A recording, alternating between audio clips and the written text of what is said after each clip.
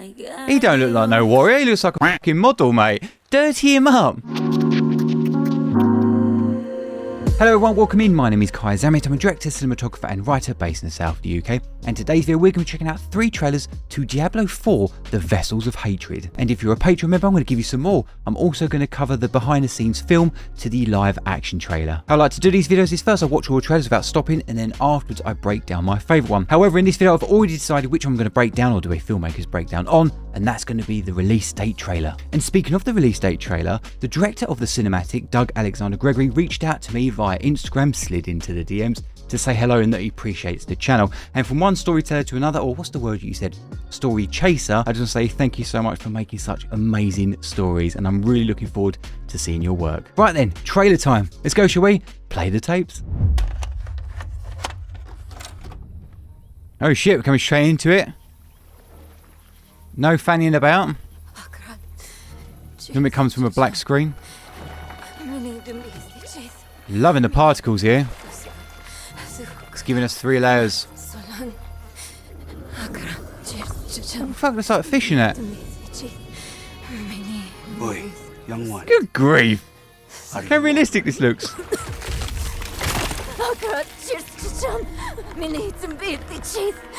I have no idea what's going on. Nerel?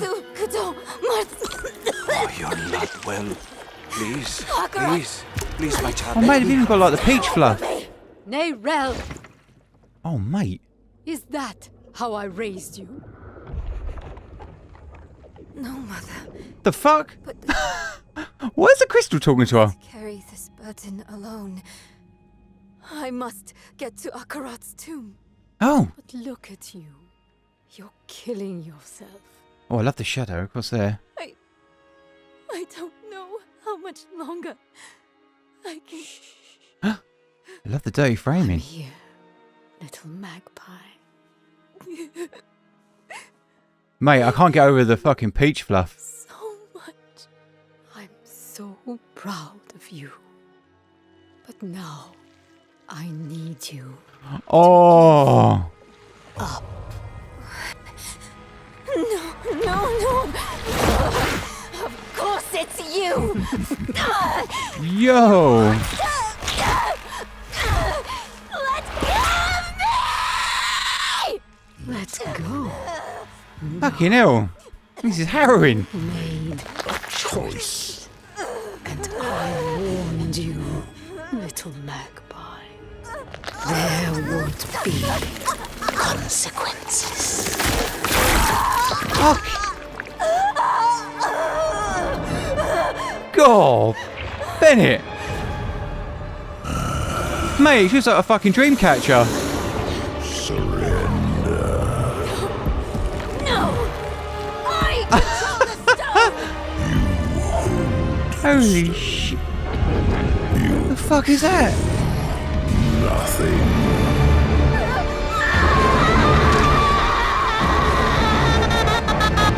Dude, my eyes are watering, it's that intense. Probably not blinking.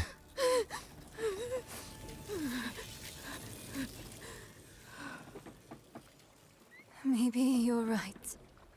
Oh, do be silly, he's gonna be dead as a fucking dodo, isn't he? Wow. Good grief. No, love, you're on your own. Start rowing. I can't wait to break this one down. There is so much to talk about.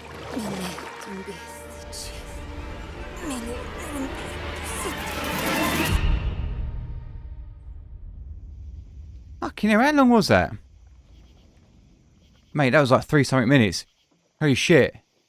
That was like the quickest 3.5 minutes I've ever seen. That was like watching. The thing is with short films, as far as I'm concerned, I'm a cold caller to this. That was like being thrusted into this world I have no knowledge or lore about. I don't know anything about it. Yet it was gripping. It was enticing. I just couldn't take my eyes off it. I think I stopped blinking, hence the reason my eyes started watering. But it's not just the cinematography. It's just the whole flow of it. Yeah, the thread of storytelling on that one was fantastic, and I cannot wait to break that one down. If you're into cinematography or art or anything like that, you're going to love what I'm going to talk about in that section.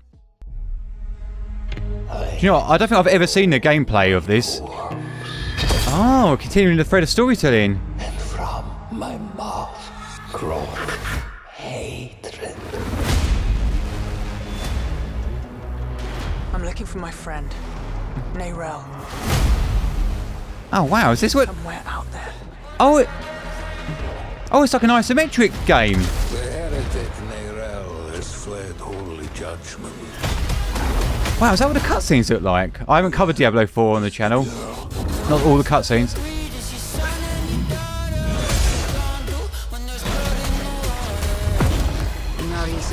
Oh, The foundation of our faith. this looks fun. Unbelievable. Those cracks asunder. The cinematics Needed, to this. so help is offered. There's a nice little vortex there. Mate, these new games are nailing the particle effects, giving us that texture within it.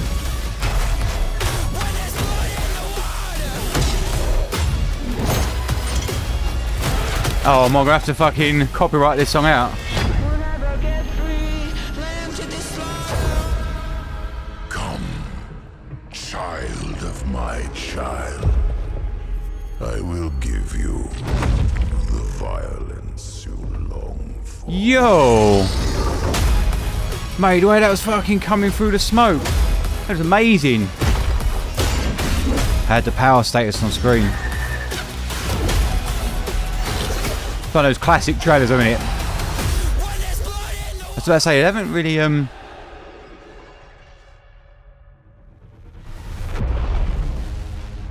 Oh mate, you get a dirty little cute pet you get. Oh mate, I'd have that tiger any day of the week. That's, to me, was very modern trailers. What makes me laugh is you go from those cinematics like the first one and it's on a game like this. I found that quite often on the channel. The most mind-blowing cinematics are nothing like the actual game itself. Like Star Wars, the Old Republic ones, apparently the game is nothing like that at all. It's got that classic, you know, high-end budget cinematics. You splice some of them in there with the gameplay, which all looks lovely jubbly. Yeah, it's all very nice. And you got those, the basic graphics come out with little twitchy animations. Yeah, nothing. Pretty basic, pretty modern, contemporary style, especially when it comes to music. The last thing I will say about it, though, is some of the cutscenes that it's sprinkled in there, foreshadowing for later, look amazing. If you'd like to see me check out all the cutscenes to Diablo 4, because I've not done that for this game and the expansion pack, then let me know in the comments down below. Not cutting from black, straight away. Nice cinescope.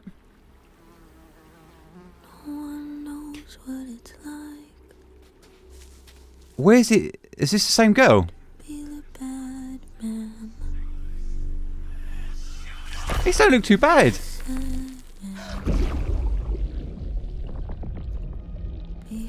It's capturing essences of the first trailer. Flows nicely. It's got that commercial look. Everything's always moving. Very polished look though. All commercials have that polished look. Look how clean they are. They're meant to be jungle warriors.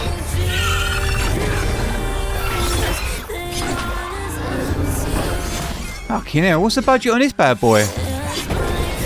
Oh yeah mate, look, something out of Stargate.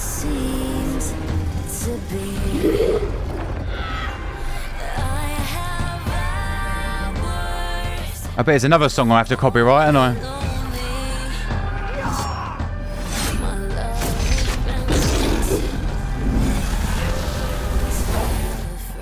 it's very very plastic looking. I find that with commercials.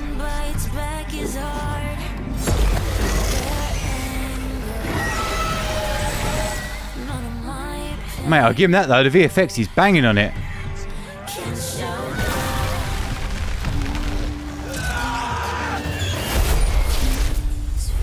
Holy shit!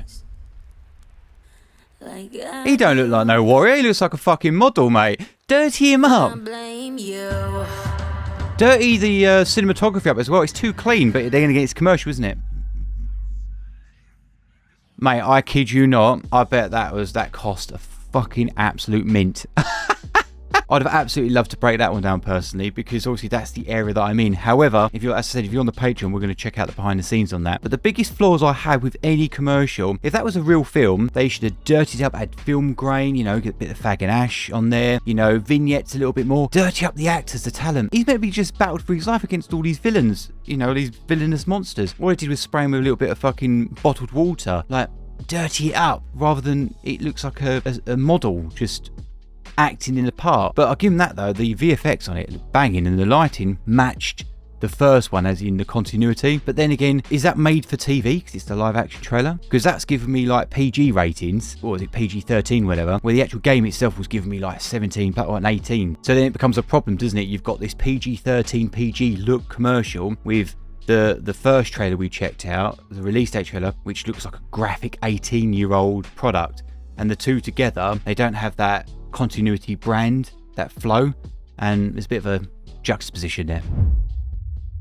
Okay, so starting straight up, okay, normally most of these trailers or cinematic trailers that I've seen, they normally start with black, or there's always a lengthy intro. Being that this is already a nearly 4-minute video, it's just straight in, look, straight in, boom. Even the sounds, boom.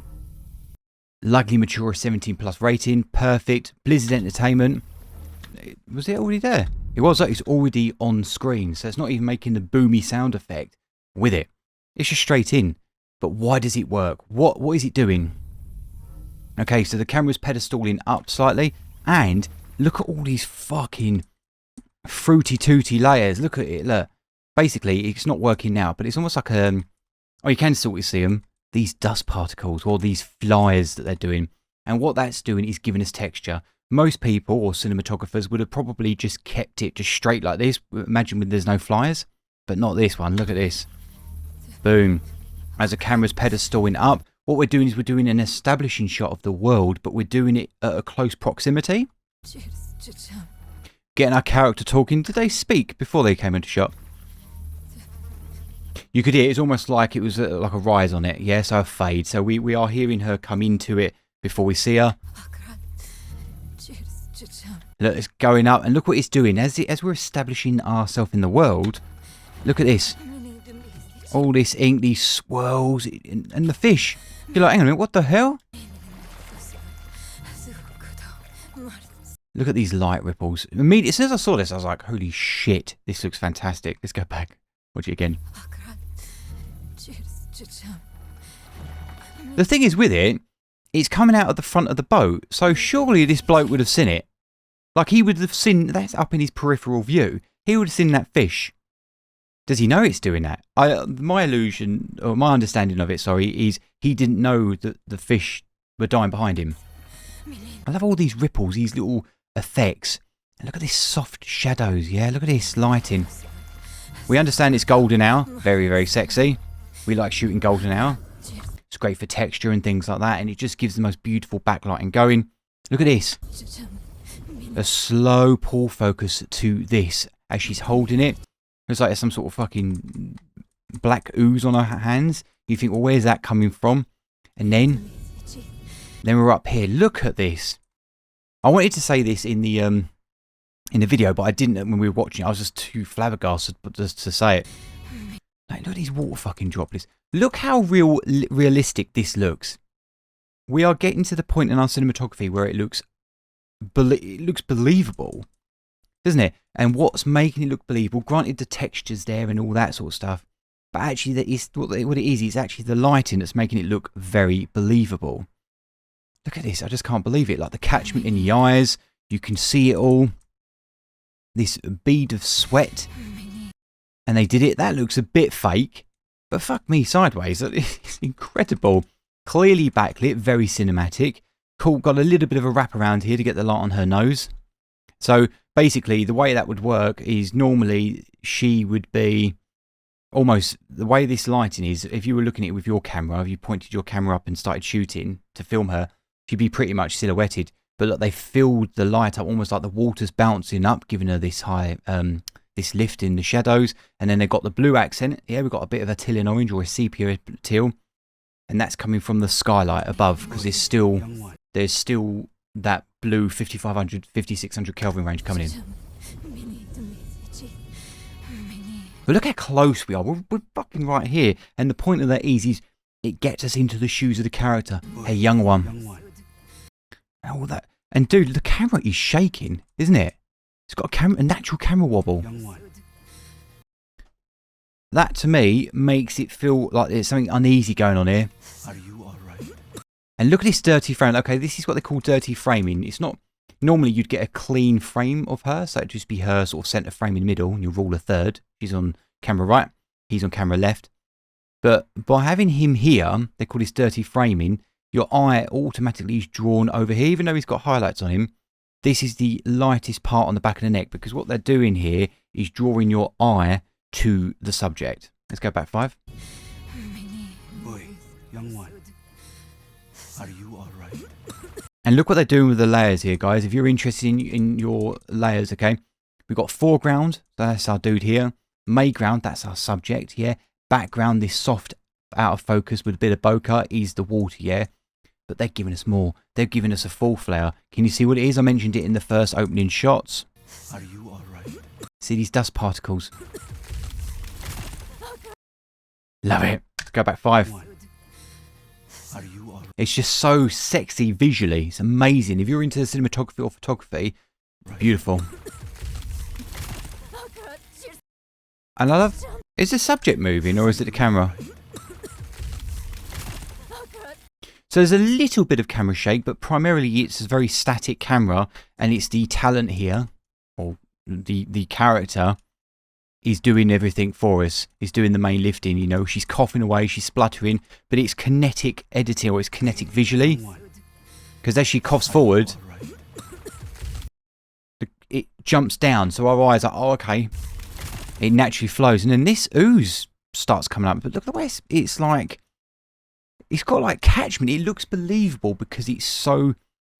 It's basically low-key lighting. It's very heavy on the contrast. Got a lovely highlight spots here. Look at these. Beautiful. She's blink turning all over the place, yeah? Sexy. Yeah, bang, blink turn. You're not seeing the micro jitters, even though it's intense. It's got that naturalness to it. And look at the focus range. We're literally right on her eyes. We're literally here. That's what we're looking at. With this beautiful shallow depth of field because all the background's blurry. And I love the fact we've got the greeny, pissy swamp colours, keeping us with the tone that we're going for, but then we've got the lovely orangeness and we're going into the teal here. I can't get over how good this looks. It looks just so believable. I'd love to know, actually. I must ask the director of it. Like, was it motion capture? I probably could find it online. I probably don't need to ask him directly. But is this motion capture work that we're working with here? Because this is, oh my God, amazing. Like, I've even got like little fireflies or whatever it is, like dust particles and all that shit going over her eyelashes. And that is amazing. Look how close we are still. And by bringing us this close... Oh my God. Okay, so we're here. We're really close. If we cut to wide, I think it'll pull you out of the journey. Look, they kept us close here. So she's still in the frame. We're using the thread of storytelling because we've just come from her shot. Yeah, which is here. Okay, we're keeping within the close proximity, and you get this beautiful figure that's, you know, he's silhouetted. You can't see him. And look at this overexposed area because the sun is that hot. That tells me how hot it is out there. They are in the jungle. Granted, he's not wearing any t-shirt or anything. There's all like these swampy flies. But that tells me in an instant that this is a hot place. Another thing I really like with this is look at the overexposed areas, okay? You've got one, you can see like the peach fluff on it. I love that. It just looks amazing. It makes it look almost believable and realistic. But you get on here these as if it was caught on actual 35mm stock film, and they call it halation. Basically, the edges of a subject or something will blow out ever so slightly because that's how they are captured on stock film. Nowadays, you just add it in post-production. And look, revealed comes into the light. It's amazing. I love it, look. And as... Hang on a minute, what happens to the light on her? And it adjusts for the camera. He blocks the light. Got this beautiful close-up of him here. We get attached to this character almost instantly. And the light changes on the foreground. As if there's a bounce. This is why this is so amazing. They've made the camera feel like a real-life camera. And we're still on the ECUs, yeah? The extreme close-ups. Another one. Please. Look at this. It's this stuff I just can't get over. These... Well, it's not beads of sweat, is it? This is beads of sweat. And these are like peach fluff hair, like, you know, that people have. I'm absolutely stunned by the visual quality of it. But again, it's the lighting. Look, here we go, keeping with the colour tones. Yeah, we're getting our overexposed area, bleaching out our subject here, going into, look, we even get lens aberrations here, rainbow lens aberrations. Then his hand comes up, or I assume the light is, or it's her moving. And then we then reveal this bit of blue and orange, yes, or in this case sepia, more of the warmer orange tones going into blue, and they beautifully contrast together. Please, my child. Let me go back 5. Oh, you're not well. Please. Please. Please, my child. Let me. And the camera tilts to it. I like that. That's nice. Oh, I like that a lot. Does the jaw drop? No, it just goes. Please. Yes. So the camera either tilts ever so slightly. Do you see that? Whoop. Or her jaw drops. And so what that does is the kinetic flow, look, her jaw goes. Yeah, her jaw drops. Okay, and then it's the bead of, I almost call it sweat, but it's not, it's a bead of black ooze. That there is called kinetic visual language, okay? And it's nice and stable, isn't it? It's not wobbly. Please, my child. Yes, beautifully. Look at this symmetry here. It just looks really nice with these little accents. Again, this is why it looks like real life, because these 5600, 5500 Kelvin light spots here is what we see in real life. Oh, mate. She go crazy. Please. Please, my child. Let me help.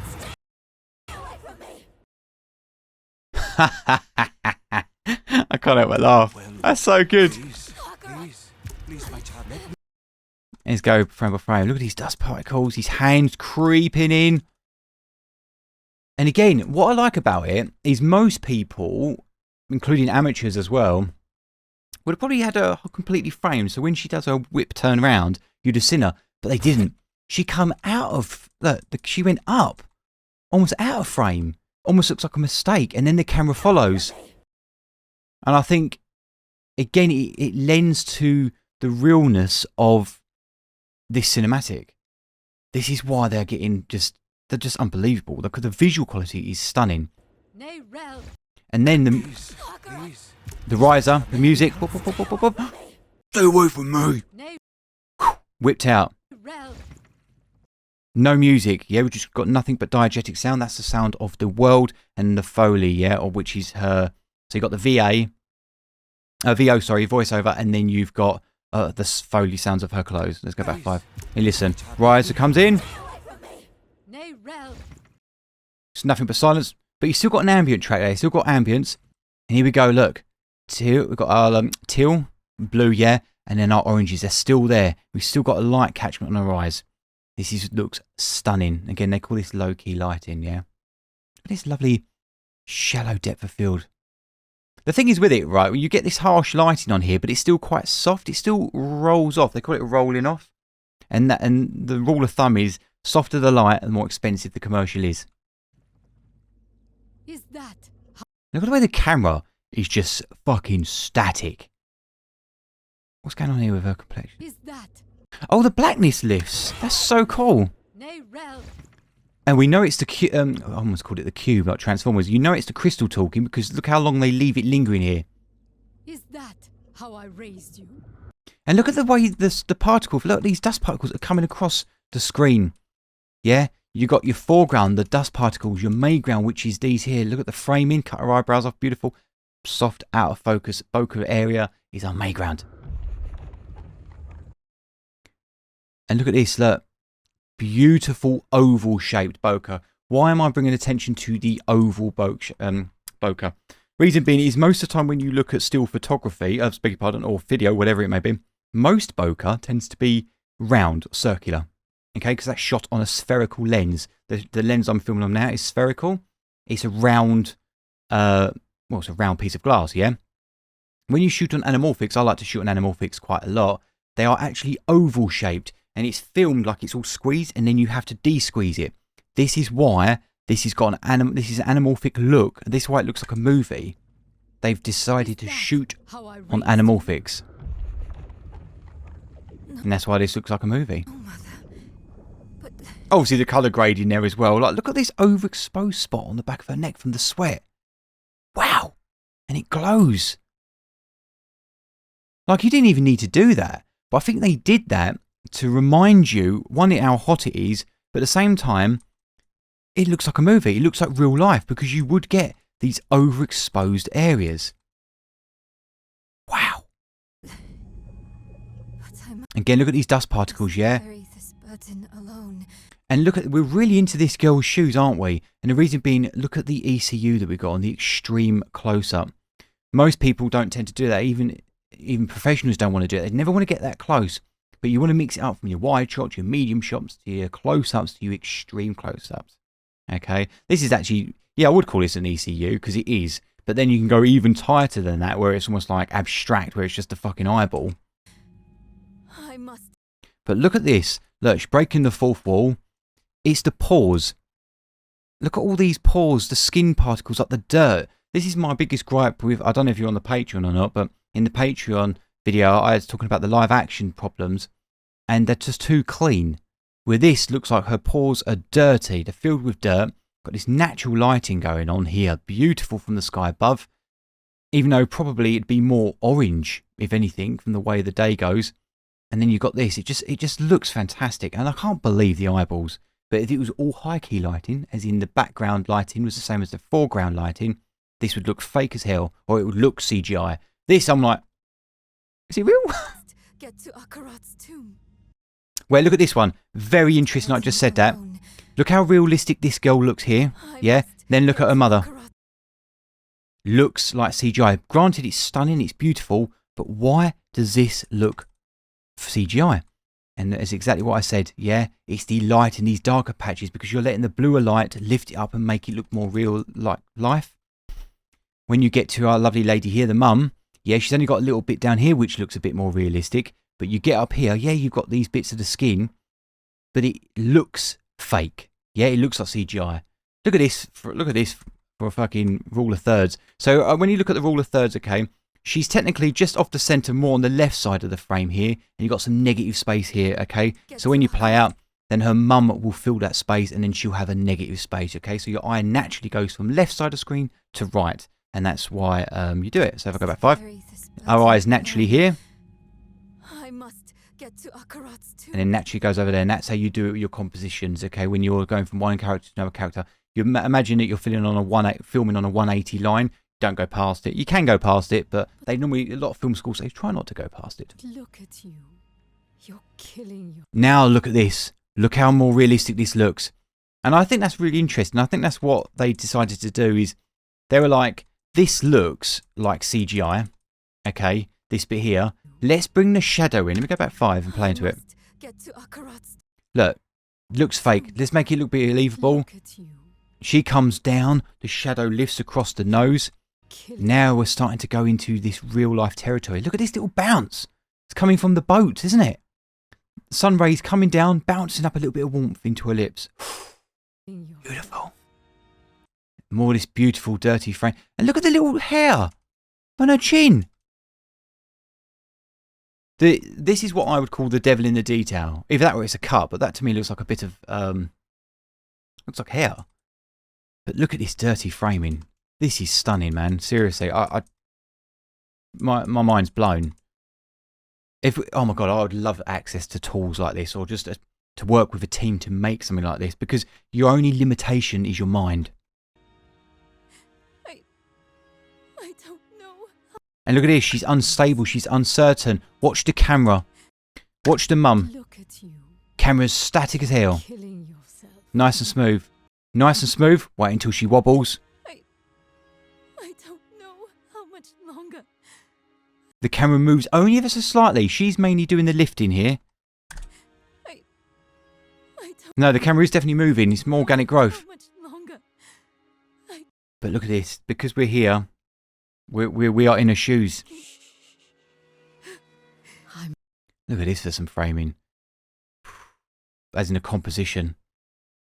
And the thing is, we were allowed some negative space here because her mum's filling in the space, but her hand came across it, didn't it? I can... Yeah, fills up the negative space. as a reaction to it. Oh, she was scared. She flinched. That's so interesting. She flinched because she said she's scared, didn't she? But the thing is, by showing that she's flinching, my God, give it to the fucking talent or the team or the actress or CGI team who did this. I'm here, little magpie. Did she blink turn or naturally turn? I'm here, little magpie. Like a half turn, so she's semi-focused. It just looks very pretty on the eye. It's not loads of micro jitters. It's just enough. Look at the fucking reds on her eyes. It's the peach fluff. I can't get over it. See how realistic this thumb and this face looks. I reckon if I showed that to my wife and said, "Hey, look at this picture I just found. Do you know her?" You know, like pretend you know her. I'll go and she'll be like, "Oh no, I don't know her." And I'll be like, "Do you know that's fake?" And she'll be like, "What?" And then when you look closer, you double look at it, then you realise. Because this light here is telling us that it looks real. You seen those cyberpunk trailers or game mods where they strip the light saturation down and they use pockets of blue? Because that's how we see with our eyes. So much. I'm so proud. Fake, real. Yeah? You guys can see it now. Look at the edge light in here. But it still looks amazing though. But now, I need Maybe look at that rock coming up. Jeez. you And like the little paws on a little fucking stashy area. to give up. Interesting that the way it comes over here and it wraps round almost like a vignette. It's coming round almost like her eye, bloodshot eyes. No. And then this was like, what? Is this her? This is her mum in it now, or whatever this character is. Wow! As that came in, her pupils dilated. Comes in. Oh no, you see the reflection of what the next shot is.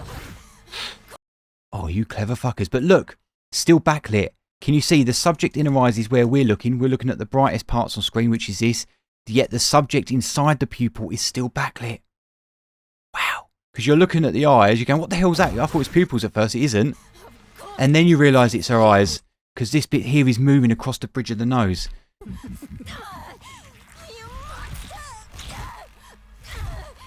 Look how close we are. And by having all these close-ups, when we get the reveal of her arms, that's when it's cool. Like, look at this, for example. This don't look as real because of the way the lighting looks. It almost looks a bit like studio lighting.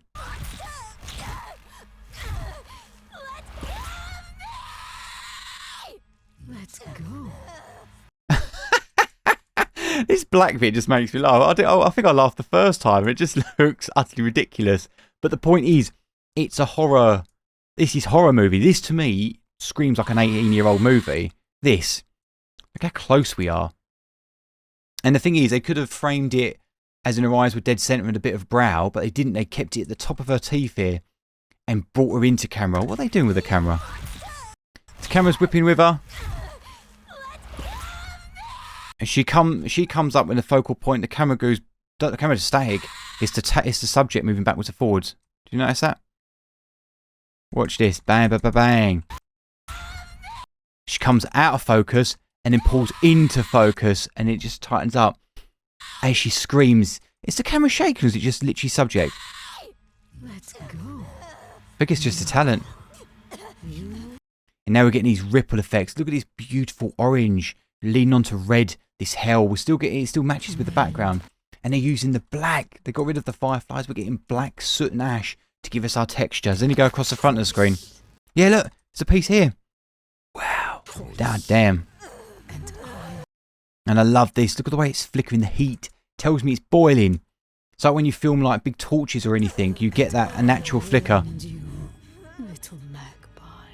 Look at these little particles going up, not falling down. Magpie. Tells us something's wrong. And the heat haze, look at the halation coming off it. And I love the fact that she's looking. That's really interesting. Watch her eyes with the sound of the ripping, which is probably like a fucking cabbage or a leek they're crunching in sound design. Little magpie. That tells me and us as viewers, she's looking outside now. And then that's when we go up her arm. Ooh, gives me the bloody heebie-jeebies, this. It's because it's so fleshy-like. And because you can see because you can see her like peach fluff on her arm hairs, it's just, whoa. And that, the way it fucking tightens, and the crunch, like someone's taken a bite out of an apple. And it's got like a little, it's like it's vibrating. Is it vibrating? Reverberating almost. Look. And all this shit. This obviously looks fake as hell. Look, I love the fact the ash is coming out. Just that one piece. It's enough, isn't it? Because I think if you just had this clean look here and the background, yeah, it's nice. But they deliberately put this black bit in here just to give us that foreground again, yeah? Foreground, midground, background. And it's enough. Just one bit of ash going up. And then, does the steam come off it? No. Oh my god, there's steam coming off it. From, I assume it's either heat from the blood and everything. Dude, this is fucking graphic. I can't stop watching it. Oh, there's another bit. And it's the sound. Music's there ever so slightly. And now we've got our establishing shot. Some people say, right, they're like, do you always have to do an establishing shot if you go into a new area? Absolutely not. They didn't here, did they? Look, let's watch it. So, we're all ECUs, extreme close-ups. We know we've changed location. And what that does, it builds up on the big reveal in a minute. Let's go. No. You made a choice. And I warned you. Love the undertone of the voice. Little man. Of the demon's voice. There won't be consequences. Mate, she's selling that sound effect. It's all about your talent, dude. Your grunts and groans and your screams. And look, here's our establishing shot. This is world building 101. Wow. I said, mate, it just made me laugh. It looked like she was a fucking dream catcher caught in like someone's lung. Like it's graphic. And it looks, does the camera start on a slight... Yeah, look, the camera's slightly off its axis, okay? So when you look at the 180 here, they slightly vortex it back into stabilizing. And the reason why they're doing that is to show you there's uncertainty. Like, where the fuck are we? Oh, yeah, this is where we are. And now the camera's starting to straighten itself out when we've climbed. It's like basically us climatizing to the scenario or scene. Surrender. Oh my god, we are in his lungs. I just saw his fucking head. Oh my god, I was joking, saying it's like in someone's lungs. But then I heard his breath. Wow. Round of applause on that. Totally didn't see that the first time. Holy shit, look at this. I was too busy looking at her rather than looking at that. Surrender. And look at the heat haze, what they're doing there. Okay, so you've got your... So you're like, Kyle, what we're using as foreground here, we've got multiple layers.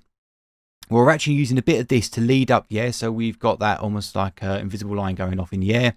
And then you've got your dream catcher here, your main subject. And then you've got your background, okay? So you almost want to treat this as your foreground. But the way this is wrapping round gives us that foreground element. But they're also doing one major thing. Look at the ripples in the air. That's giving us texture. And that's giving us our heat haze as well as these ashy bits going up. Look around here. There's some heat haze. See it? And there's your foreground. It's giving you lens aberrations and heat haze here. Dude, look at this. This is amazing. And it's so graphic. Yet she seems quite calm about it.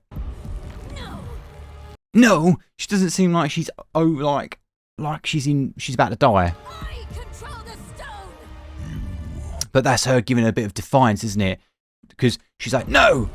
But look at the power status on screen. The camera is shot below her. One, it gives us a point at which she's still in the air. But it actually gives us quite a lot of power within the screen. No! Yeah, so that's power status. Yeah, power language within the shot itself. And it's on her. When she says a line, then he comes in and it pulls focus to him. Watch what happens.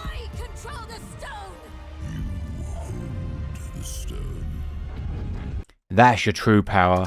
You think you're in control, yeah? The camera's telling us we think we're in control. Heat haze comes up. Bit of lens flareage off here. Heat haze kicking in. Look, you can see it. Beautiful texture. You hold the stone, baby. I'm actually the big boss here. And then you see that. Oh, because then when I was watching, because it's so quick, even though they've lit it up perfectly for me to look at, I was like, oh my god, what is this? And then now I'm seeing that he's in there, or she's in there. Wow, let's go back number 5. I want to watch it again. No. I control the Wow. They're using the pull focus, yeah, to tell us where we are going within the storytelling. Yeah, that's called the thread of storytelling. And look what they did with a little bit of lightning. To give me a little kick up at the backlight. To give us these little edge lights, yeah.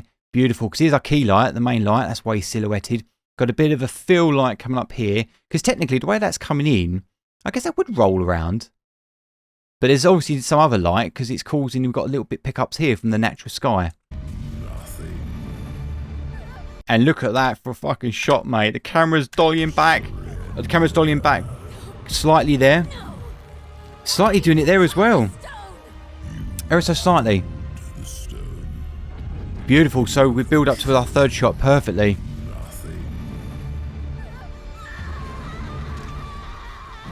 Mate, that is fucking harrowing. And look at the lightning. See that lightning? They want you to, by the way, guys, they want you to look down here. Look, they're telling you to look down this way. Watch the lightning. Zzz, zzz.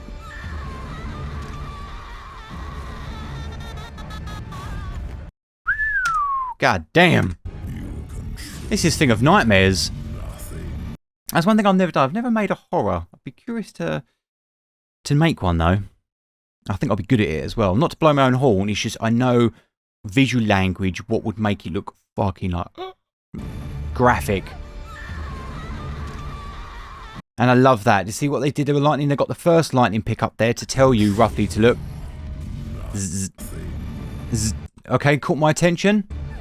Watch this. They wait for the second one. And then they do it on the fade, didn't they? They do it on the cut. Come on. There it is. Zzz. Yeah, and look, they lift up the light here. Because they're making sure that you've looked here.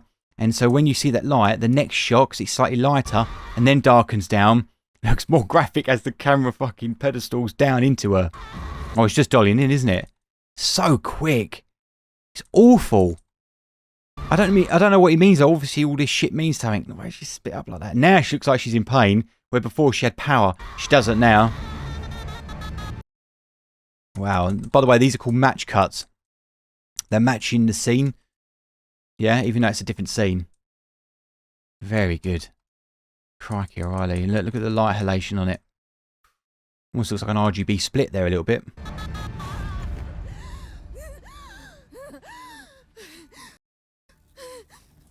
Here we go, back looking like real life again, isn't we? And the way the camera moves down as well. Again, it feels like a real operator doing this. Fucking hell, bells. But it's not crazy, shaky, organic shake like that. It's nice. It's really lovely. Looks like it's done on a...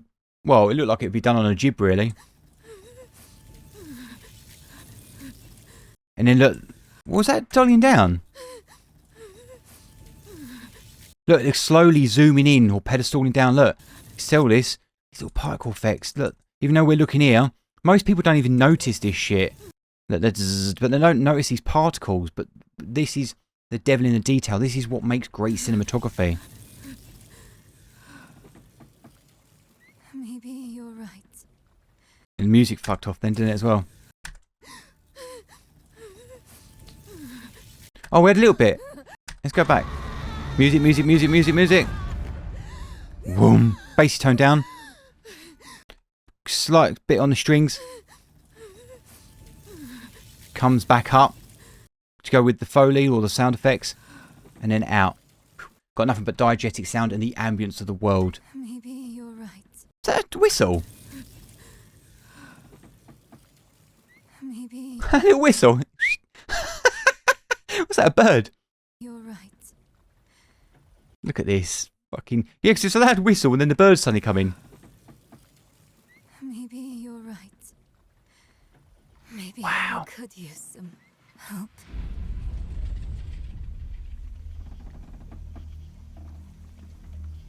Classic horror though, isn't it? That is just true classic horror. Lovely, beautiful. Camera's going with her a little bit. She's looking down. Yeah. And what I love about it, the camera replicates her eyes are, yeah? So it's a natural flow. Again, we're doing that thread of storytelling again. And Some help. here it comes down and the camera goes up. Get lens aberrations like you would in real life if you were shooting on a lens. Very silhouetted. Beautiful light pickup here of the 5600 Kelvin, complemented with the backlight halation here. Going up, lens flares like you would. Sun's peak behind. They want you to look here, nowhere else. And look at this, mate. These open bits of flesh, like a flower. It's like someone's lug hole, an ear. So look. That, to me, is what makes it look like, well, real life. Watch it again. Oh, interesting what they did with the birds. Classic. I love that. They do that in horror films all the time. When they're showing like a dead body or they're showing like a surprise for the character, listen to the birds. They do a bassy boom as if the birds have flapped off. Listen. With a bit of echo reverb on it. Classic horror tropes. Chef's kiss to that, boys. Well done. And look at this, mate. She looks like a mum now, doesn't she? Almost like looking at the same thing. But look at this. Lovely bokeh. Looks like an oil painting. Actually, I think I would have... We've seen enough of it now. I think we've seen enough bokeh here. I think I would want to see a little bit more trees in. Like, that's a little bit too shallow. Only because we've seen enough of it. And we're ending the cinematic now. We're going into the world. It'll bring us... And what that would have done is that would have bring us more into the world. But I think they did it because they want you to keep you here. Just here. And watch her lip wobble. If you start seeing all this moving around, you probably won't be looking down here. Eyes. Mouse lip wobbling. Now we see the reveal of the world, yeah? On our full wide. And look at this, yeah? Okay, so Kai, where's the foreground, mayground and this stuff then? You don't always have to have it, okay? But what they're doing to frame this, so you've got your foreground, your mayground here and your background, even though they're almost merged together. But what they're doing is vignetting it with this. Look, you've got all this shrubbery up here. Bluer light coming in here with the yellow Kelvin or the pissy green. Beautiful. Green with sepia. Beautiful. Chef's kiss. Got a lovely bit of light coming in here. Got the texture from the dust particles. But look at this ripple down here. What's it doing, guys? It's framing our composition when they're centre frame. Look at that bird. So organic. It looks believable. Sounds believable. And natural ripples going up and down, giving us that flowing into our subject. Soft bokeh, roll off into sharp focus. Oh, you clever bastard. See what I did with that like mozzie? Look. There he is. And look at that. Just to remind us of the poison that's coming off at all these fishies. But yet they keep it on this thing that's been left like to die. This blackness has caused that. And they wrap it round him, frame it here. Not centre frame. On the left side of the frame, yeah? On your rule of thirds. Beautiful. Oh, you clever fuckers. And it rippled as well as it plopped in. Do you know, it's that naturalness of the ripples that just works. Look at this. Beautiful, man. Absolutely beautiful. But if you were actually filming this in real life, this would be completely silhouetted. The way that is, you wouldn't see shit. So what you'd have to do is you'd have to... Dude, she ain't got a fucking arm. Are you sure he's got a hand missing? But you would have to have a bounce board here and you'd bounce that light. The light would hit that and then bounce up.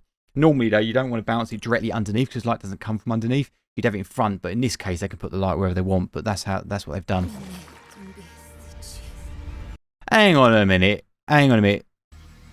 Did she have her arm at the beginning? Do you know what? I'll find out afterwards. I'll have a look. Or is it in this dream world? No, she's got her arm. Because she had nothing, did she? Oh, they're setting that up for something, aren't they? And look at this. Okay, let's go back. Watch this. Right, see what they did with the camera. So, guys, if you're interested in camera movement and cinematography, as in the thread of storytelling, watch what they're doing with the camera. Very slightly, yeah. Watch the camera. The camera tilts up, and then that goes in perfectly to our next shot, okay, which also tilts. Watch. Camera goes up, and there we are for our reveal as we go backwards for a reversed establishing shot. And that's how it works. It's so subtle. And if you forget to do that yourself when you film, don't worry about it. Do it in post-production. Move that shot in ever so slightly. Lift the camera up 5%. Up. Cut to the next one. And look at this. I love that. They like because obviously we're in golden hour, going verging into blue or whatever it is. I don't know if it's dusk or dawn, whatever it may be. But look at this. This gives us the reason why there was so much blue lighting. And look at this, because there's blue down here because they want you covered in shadows. Because the sun's going down. Look, they put the blue down here, but they tell you where the blue's coming from, but keep the up here gold because it's not backlit. But technically, it still looks cinematic, even though the key light's behind us, looking at them. But because the sky is sort of exposed with enough light, it still gives that illusion that they're backlit. And that's how you do it.